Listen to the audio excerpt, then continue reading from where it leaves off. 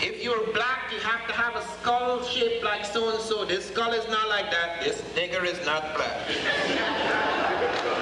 It's amazing. You see some of these debates, you want to really know. These are highly intelligent people, like Vorkuta, for whom I have an enormous respect at UNESCO in 1974 in Cairo. He said, okay, it is quite clear that the writing is African, the culture is African, the techno-complex, as Soderbergh has showed us, is African, the languages Diop has showed us is African. We still have the problem, how many of these people are African? It's a very serious matter, because you would think that as one becomes wiser and wiser and more academic and more scientific, that you lose this emotional attachment to things. No, sir. When it comes to power, thank you. When it comes to power, relationships, and when it comes to being challenged deep inside the system, right in one's guts, one does not sleep at night, knowing that you are crushing and oppressing a brother who is not only equal, but who at one time had given you critical elements in your civilization. You cannot sleep with that, therefore you have to prove to your satisfaction so that you can sleep peacefully again, that that is not really a brother. It's just like when I was in Guyana, I heard of this marvelous man, this South African, very liberal South African. Strange how I forget these names of these hypocrites. What is it? Schweitzer? Yes. He said, the Negro is my brother, but he's my younger brother by several centuries. What a beautiful phrase. And we really took that. We thought that was really a compliment. At least, even though we were his younger brother by several, we were still his brother. So we felt we had joined the human family again. That is the horror of it. And we find when we go through Spanish history, no major Spanish scholar will allow you to talk about the Moors for more than half an hour. They get angrier and angrier. That is one aspect of European history that is swept under the carpet.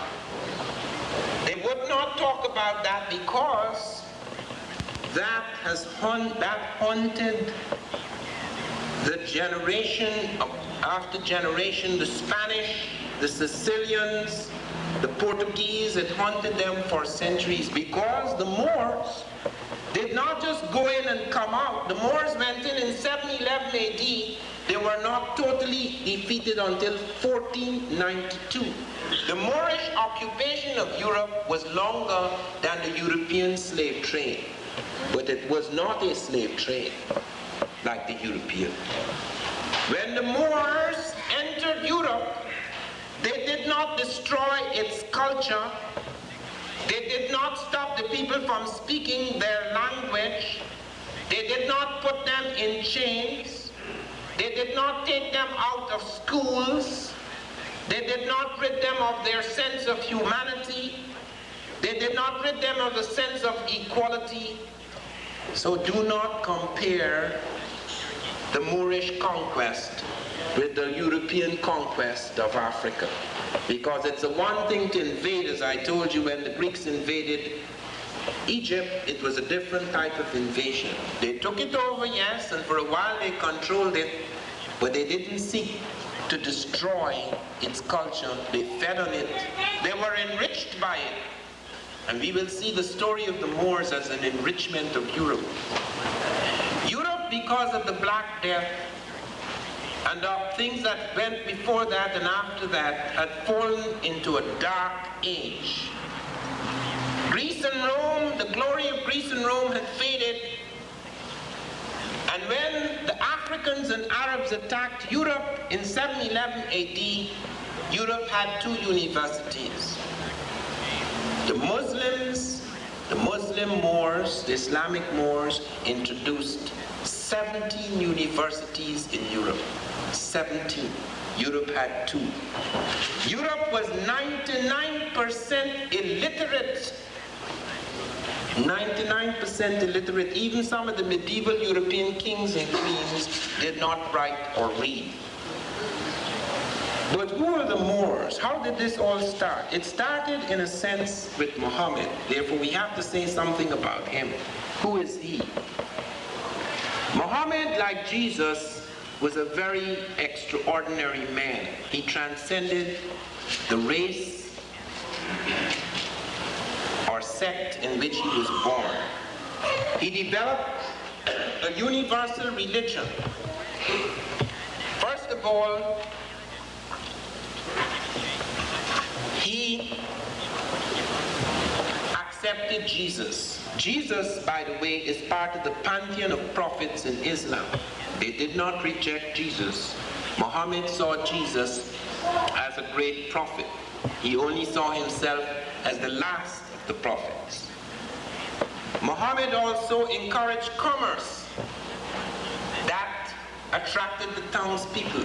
Muhammad insisted on equality and brotherhood among all men. He made a black man his right-hand man, Bilal. And he actually talked to the fair-skinned Arabs, because they were both dark-skinned and fair-skinned Arabians, that they should not treat their darker brethren with contempt. He insisted on racial equality, and he established that in his own life by making Bilal his black right-hand man. Muhammad also insisted on conquest, that we should go out into the world and conquer it, not destroy the people, but teach them a new life, bring them that religion.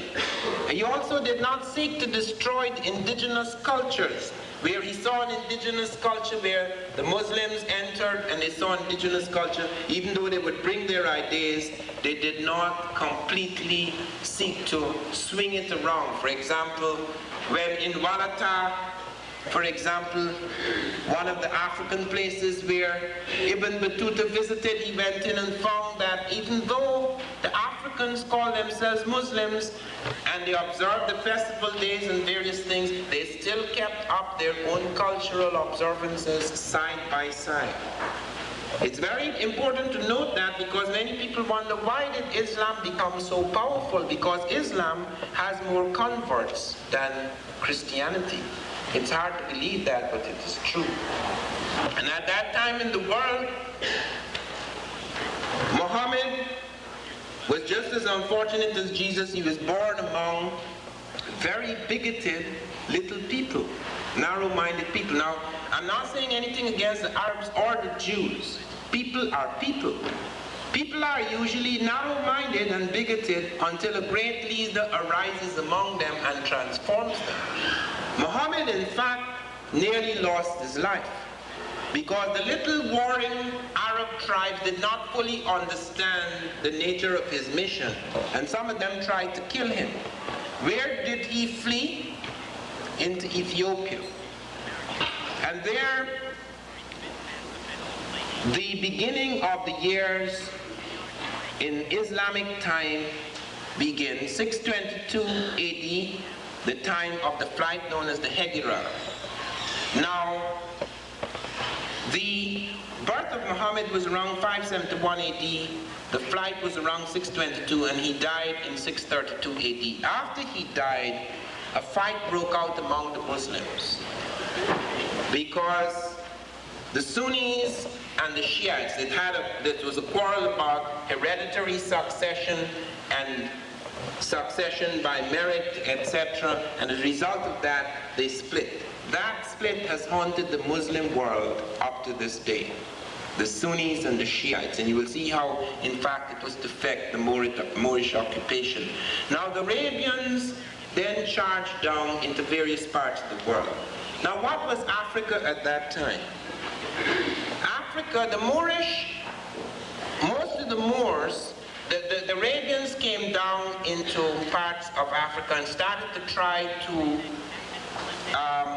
turn people into Muslims. Some Africans resisted, some of them accepted Islam. Some of them, the kings would